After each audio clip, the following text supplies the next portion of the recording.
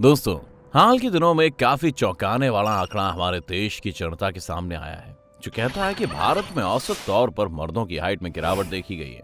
ये गिरावट औरतों की हाइट में भी आई है, लेकिन मर्दों में इसका असर कहीं ज्यादा है, जो हमारे लिए चिंता का विषय बना हुआ है।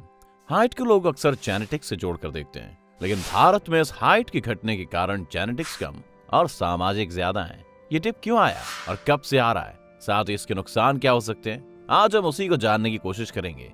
तो अगर आप भी इस मुद्दे को लेकर चिंता में हैं, तो आज का हमारा वीडियो अंत तक जरूर देखिएगा। वीडियो शुरू होने से पहले वीडियो को लाइक करना और चैनल को सब्सक्राइब करना ना भूलें। अब सबसे पहले देखते हैं कि आंकड़े क्या कहते हैं। National family and health survey के मुताबिक आज भारत के मर्द हाइट के मामले में दुनिया भर में 178वें नंबर पर हैं और हम भूटान से भी कई पॉइंट्स नीचे आ गिरे हैं। लेकिन हमेशा से ऐसा नहीं था। 1914 में भारतीय मर्दों की इस लिस्ट में रैंक 104 नंबर पर थी।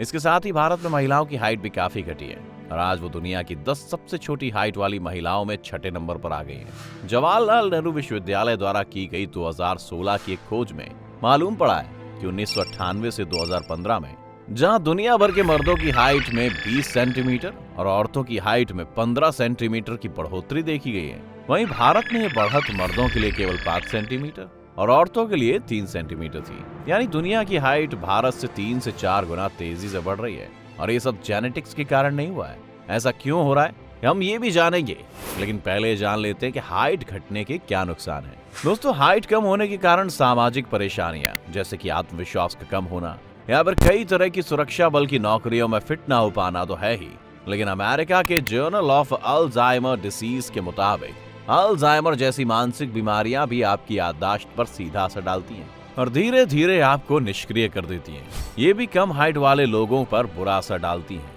उन्हीं के द्वारा दी गई स्टडी से मालूम चलता है कि जो लोग 5 से 10 हाइट वाले होते हैं, उन्हें 5 से 6 हाइट वाले लोगों के मुकाबले अल्जाइमर से 56% तक कम खतरा होता है।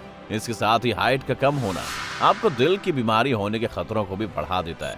इजराइल में 10,000 दिल की बीमारियों से हुई मौतों में 364 लोगों की हाइट 5 इंच 2 फुट के करीब पाई गई थी।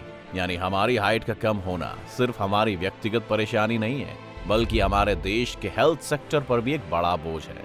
भारत में इस परेशानी पर एक्शन लेना और भी ज्यादा जरूरी हो गया है, क्योंकि नेशनल फैमिली ऑफ हेल्थ के ही डेटा को देखा गया है कि 2005 से 2015 के बीच में भारतीय महिलाओं की हाइट में जहां 0.12 सेंटीमीटर की कमी आई है, वहीं मर्दों में ये परेशानी 10 गुना ज्यादा है। 2005 से 2015 के बीच में भारत के 15 से 25 साल के मर्दों के बीच 1.10 सेंटीमीटर तक की कमी आई है और वहीं 26 से 50 साल के लोगों में कमी 0.86 सेंटीमीटर की थी।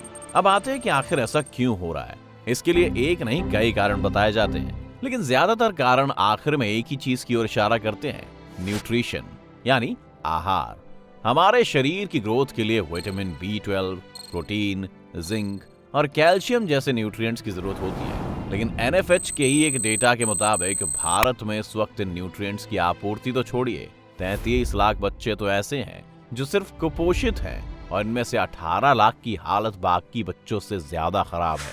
सरकार के कई प्रोग्राम्स जैसे मिड डे मील भारत के सरकारी स्कूलों में हैं, लेकिन उनमें भी लड़कों के लिए सुविधा ज्यादातर जगहों पर केवल 10 साल की उम्र तक ही है और लड़कों की हाइट तो 10 साल के बाद ही बढ़ना अच्छे से शुरू होती है। इस परेशानी का एक समाधान यही है कि मिड डे मील जैसी स्कीम्स को बढ़ावा मिले, क्योंकि इसी डेटा में अब तक आपने देखा होगा कि कई कारणों के बावजूद अब तक भारतीय महिलाओं की हाइट अगर घटी भी है तो अब चिंताजनक स्थिति में नहीं पहुंची है। इसका कारण यही सरकारी स्कीम्स हैं जो खासकर लड़कियों के लिए बनाई जाती हैं, जिनमें न सिर्फ उनके आहार का ख्याल रखा जाता है, पर समय समय पर उन्हें विटामिन और आयरन के सप्लीमेंट्स भी मुहैया कराए जाते हैं। हाइट घटने का दूसरा सबसे बड़ा कारण सामाजिक है। ये बात जगजाहिर है कि जिन देशों में आय या इनकम ज्यादा होती है, वहां पर हाइट को हमेशा बढ़ते हुए देखा गया है, क्योंकि वहां के लोग बेहतर न्यूट्रिएंट्स खरीद पाने में सक्षम होते हैं। लेकिन भारत जैसे देश में जहां एक बड़ा तबका अभी तक गरीबी की मार झेल रहा है, साथ ही हमारी पर कैपिटा इनकम के हिसाब से भी हम दुनिया में 144वें नंबर पर हैं, जिस कारण इन सब न्यूट्रिएंट्स की आपूर्ति उतनी आसान नहीं है। इनकम से ही जुड़ा एक दूसरा डेटा ये है कि भारत में कास्ट सिस्टम से किए गए नुकसान की मार हम आज तक झेल रहे हैं। जहां कास्ट सिस्टम खत्म होने के बाद उच्च जाति के लोगों के पास अपने विकास के लिए ज्यादा संसाधन थे, वहीं SC और ST और समाज के बाकी तबकों के पास कई तरह से इसका अभाव था और इसका असर भी साफ देखा जा सकता है। भारत की उच्च जाति से आने वाले लोगों की हाइट बाकी लोगों से 4.5 सेंटीमीटर ज्यादा देखी गई है। वहीं इसी तबके से आने वाली लड़कियों की हाइट भी जनरल कास्ट की लड़कियों से 2 सेंटीमीटर कम है। अब आते हैं तीसरे बड़े कारण पर, जो है भारतीयों की शाकाहारी डाइट। हम में से कई लोगों का परिवार पूर्णतः शाकाहारी है और उत्तर भारत में तो लगभग 47% लोग शाकाहारी हैं, जिस कारण शाकाहारी लोगों को प्रोटीन और विटामिन B12 जैसे न्यूट्रिएंट्स नहीं मिल पाते हैं। अंडे को प्रोटीन का सबसे सस्ता स्रोत माना जाता है, लेकिन अगर आप वो नहीं खाएंगे तो उसकी आपूर्ति शाकाहारी भोजन से कर पाना बहुत ही मुश्किल होगा। इसके अलावा ओयस्टर जैसे सी फूड में भी आयरन, जिंक, विटामिन B12 और विटामिन D जैसे कई तरह के न्यूट्रिएंट्स पाए जाते हैं, जिसे हम नहीं ले पाते। शाकाहारी डाइट से ऐसे न्यूट्रिएंट्स की आपूर्ति करना संभव नहीं है, लेकिन इन न्यूट्रिएंट्स से भरपूर शाकाहारी भोजन इसके मुकाबले कई गुना महंगा भी होता है, जिस कारण से निचला तबका और कई मायनों में मध्यम वर्गीय परिवार से आने वाले लोग जाने अनजाने में इनसे वंचित रह जाते हैं। और गरीबी की समस्या तो हम आपको पहले ही बता चुके हैं। डाइट के बाद जो दूसरी चीज हमें ध्यान में रखनी है वो है हमारी इम्यूनिटी को बनाए रखना। इम्यूनिटी ना होने के कारण लोग जल्दी बीमार पड़ने लगते हैं, जिस वजह से अगर वो विटामिन और बाकी न्यूट्रिएंट्स भी ले रहे हैं तो वो उनकी ग्रोथ से ज्यादा उनके शरीर की देखभाल के लिए खर्च हो जाता है। साथ ही बीमार पड़ने से दूसरी परेशानी है दवाइयों का शरीर में जाना, जो शरीर के अंदर जाकर आपके अंदर कई तरह के हार्मोनल बदलाव लाती हैं, और यह हार्मोनल बदलाव भी आपकी हाइट को रोक सकते हैं। इसीलिए अगर आप स्वस्थ नहीं हैं तो वो भी आपके लिए चिंता का सबब बन सकता है। तो अब हम समझ गए हैं कि क्या परेशानी है। मुख्य तौर पर हमें अच्छे आहार को लेना है।